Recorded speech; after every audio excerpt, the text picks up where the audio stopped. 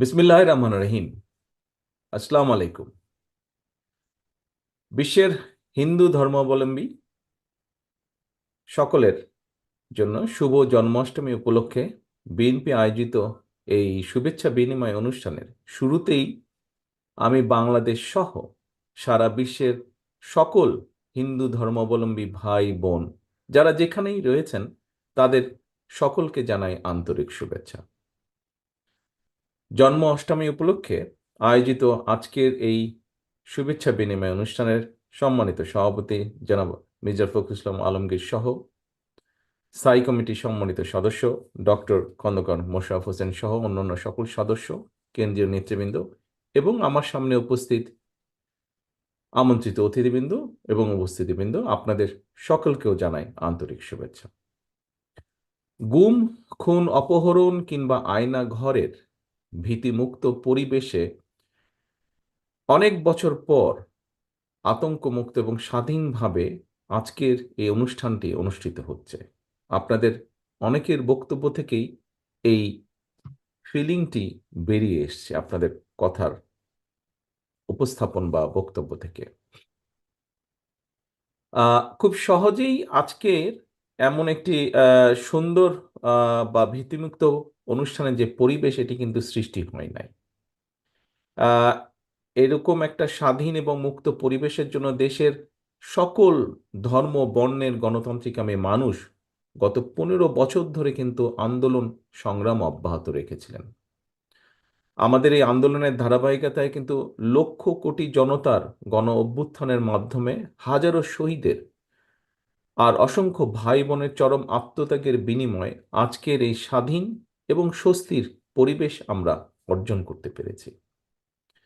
স্বাধীনতা, গণতন্ত্র এবং মানবাধিকার প্রতিষ্ঠার এই রক্তক্ষয়ী গণ অভ্যুত্থানে যারা হতাহত হয়েছেন, দেশের জনগণ, আমি দৃঢ়ভাবে বিশ্বাস করি তাদের এই আত্মত্যাগ অবদান সারা জীবন শ্রদ্ধার সাথে স্মরণ করবেন। প্রিয় উপস্থিতিবৃন্দ, বিতাড়িত স্বৈরাচার গত 5ই আগস্ট দেশ থেকে পালিয়ে গিয়েছে।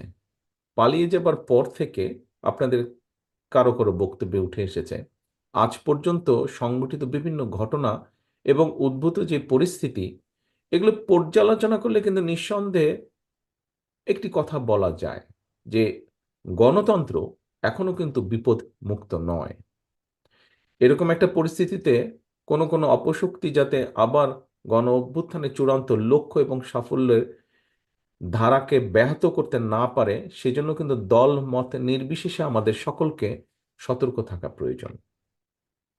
প্রিয় ভাই বোনেরা, অগণতান্ত্রিক অবৈধ গণতান্ত্রিক সরকার নিজেদের শাসন শোষণ থেকে জনগণের দৃষ্টিকে ভিন্ন দিকে প্রবাহিত করতে বিভিন্ন সময় কিন্তু দেশের সাম্প্রদায়িক পরিস্থিতির তৈরির কিন্তু অপচেষ্টা চালিয়েছে, বা কিছু কিছু ক্ষেত্রে হয়তো তারা এখনো চেষ্টা করছে।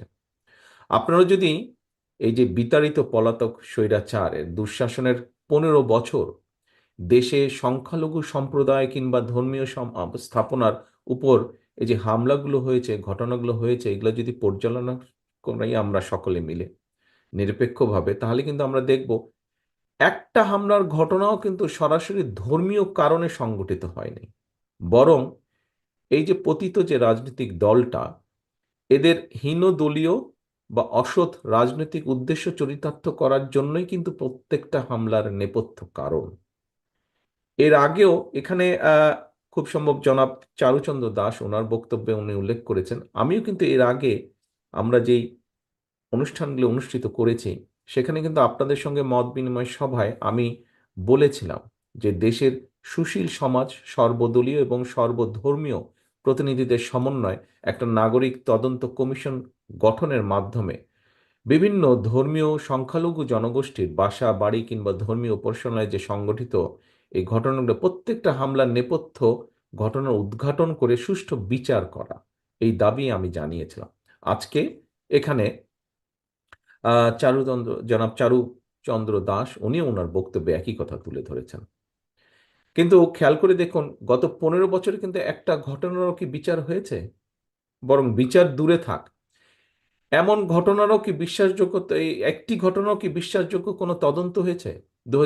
সালে রামু বৌদ্ধ মন্দিরের হামলা বলি আমরা যদি, অথবা 2016 সালে ব্রাহ্মণবাড়িয়ার নাসিরনগরে হামলা সহ দেশের কোথাও কোনো একটা হামলারও কিন্তু বিচার হলো না কেন? তদন্ত হলো না কেন? প্রিয় উপস্থিতিবৃন্দ, জনবহুল এই দেশটাতে, বাংলাদেশের আমাদের এই দেশটাতে, প্রিয় মাতৃভূমিতে, মুসলমান বলুন, হিন্দু, বৌদ্ধ, খ্রিস্টান, আমরা সকলে কিন্তু কাছাকাছি পাশাপাশি থেকে আমরা একই সঙ্গে বড় হয়ে উঠেছি সবাই। বাংলাদেশের জনগণের আবহমান কালের এই যে ধর্মীয়, সামাজিক শিক্ষা, মূল্যবোধ এবং সংস্কৃতি কখনোই কিন্তু অপর ধর্ম কিংবা বর্ণের মানুষের বিরুদ্ধে প্রতিহিংসামূলক আচরণের শিক্ষা দেয় না কিন্তু। এমনকি আমি আরো মনে করি, বাংলাদেশে কখনোই কোনো কালেই কিন্তু সাম্প্রদায়িক হামলা কিংবা সাম্প্রদায়িক দাঙ্গার মতন কোনো পরিস্থিতিই ছিল না। এবং আমি দৃঢ়ভাবে বিশ্বাস করি, ইনশাল্লাহ ভবিষ্যতে এটি হবার কোনোই কারণ আমি দেখি না। আমি মনে করি কোনোই কারণ নেই। বরং এমন বাস্তবতায় আপনাদের অনেকেই হয়তো আমার সঙ্গে একমত হবেন যে হাতে গোনা দু একটা ব্যতিক্রম ছাড়া বাংলাদেশে সংখ্যালঘু কেন্দ্রিক অধিকাংশ হামলার ঘটনা কিন্তু ধর্মীয় কারণে হয়নি। বরং আমরা যদি খুব খেয়াল করে দেখি, এইসব ঘটনাগুলোকে তদন্ত করলে অধিকাংশ ঘটনাতেই আপনারা দেখবেন, আমরা সকলেই দেখতে পাবো, অধিকাংশ হামলার ঘটনাই অবৈধ লোভ লাভের জন্য, দুর্বলের উপরে সবলের হামলা, কিংবা এর নেপথ্যে রয়েছে অসৎ রাজনৈতিক উদ্দেশ্য চরিতার্থ করা। প্রিয় উপস্থিতিবৃন্দ, গত 15 বছরের এই পলাতক স্বৈরাচারের শাসনামলে নিজেকে সবল এবং ভিন্ন দল মতের মানুষকে দুর্বল ভেবেছিল। এ কারণে তারা বিএনপি সহ বিভিন্ন রাজনৈতিক দল এবং মতের হাজার হাজার মানুষকে কিন্তু গুম খুন অপহরণ করেছিল, ঘরবাড়ি ছাড়া করেছিল, মিথ্যা মামলা চালিয়েছিল, লক্ষ লক্ষ মানুষকে এরা হয়রান করেছিল। বিএনপি সহ বিভিন্ন রাজনৈতিক দল এবং মতের মানুষের বিরুদ্ধে এইসব হামলা, নির্যাতন, নিপীড়ন কিন্তু সংখ্যালঘু হওয়ার কারণে হয়নি, বরং অবৈধ ক্ষমতার লোভে আরো রাজনৈতিক প্রতিহিংসা চরিতার্থ করতেই কিন্তু বিরোধী দলমতের উপর নির্যাতন, নিপীড়ন চালানো হয়েছিল। সুতরাং ধর্মীয় সংখ্যালঘু মানেই নিজেকে দুর্বল ভাবার কোনো কারণ নেই। বরং বাস্তবে যে কথা আপনাদের অনেকের বক্তব্য থেকেও বেরিয়ে এসেছে আজকে, এই স্বৈরাচারী দুর্বৃত্ত কিংবা ক্ষমতালোভীদের কাছে কিন্তু সংখ্যালঘু কিংবা সংখ্যাগুরু কেউই নিরাপদ না। স্বৈরাচারী ক্ষমতালোভীদের কাছে হীন দলীয় কিংবা ব্যক্তি স্বার্থটাই হচ্ছে সবচেয়ে বড় তাদের কাছে।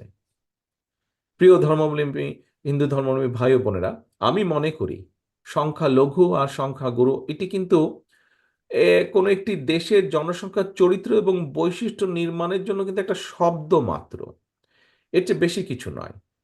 ধর্মীয় বিশ্বাসের দিক থেকে হিন্দু ধর্মাবলম্বী হিসাবে বাংলাদেশে আপনি সংখ্যালঘু, কিন্তু আপনি যদি পাশেই দেশে চলে যান, ভারতে যান, সেখানে কিন্তু আবার সংখ্যালঘু। আবার এই আপনি যখন চীন, মিয়ানমার কিংবা ইউকেতেও যদি আসেন, এখানে কিন্তু আমি বলেন, আপনি বলেন, আমরা সবাই কিন্তু এখানে সংখ্যালঘু। কাজে বর্তমান বিশ্বে কে সংখ্যালঘু আর কে সংখ্যাগুরু এটা কোনো গুরুত্বপূর্ণ বিষয় না, বরং একটা রাষ্ট্রে এবং সমাজে ইনসাফ এবং আইনের শাসন রয়েছে কিনা সেটি সবচেয়ে গুরুত্বপূর্ণ বিষয়, যেটি আমি ব্যক্তিগতভাবে দৃঢ়ভাবে বিশ্বাস করি। রাষ্ট্র ও সমাজের আইনের শাসন থাকলে আপনি, আমি, আমরা, সংখ্যালঘু কিংবা সংখ্যাগুরু যাই বলি না কেন, আইনের শাসনে সবাই আমরা নিরাপদ। আইনের শাসন না থাকলে আমরা কেউই নিরাপদ না, যেটি কদিন আগেও সত্য বলেছিল মানুষের কাছে। গত 15 বছরের ফ্যাসিবাদী শাসনকালই কিন্তু এর সবচেয়ে বড় উদাহরণ। 15 বছরে যা হয়েছে আমরা দেখেছি। দেশে আইনের শাসন ছিল না বলেই কিন্তু প্রধান বিচারপতি হয়েও এস কে সিনহাকে অবিচারের শিকার হতে হয়েছিল। পলাতক স্বৈরাচারের আমলে দেশে আদালত আর আয়নাঘর প্রায় একাকার হয়ে গিয়েছিল। সুতরাং সংখ্যালঘু কিংবা সংখ্যাগুরু, দল মত ধর্ম বর্ণ নির্বিশেষে প্রত্যেকটি নাগরিকের অধিকার এবং নিরাপত্তা নিশ্চিত করতে হলে রাষ্ট্র আর সমাজে আইনের শাসন প্রতিষ্ঠার কোনোই বিকল্প নেই।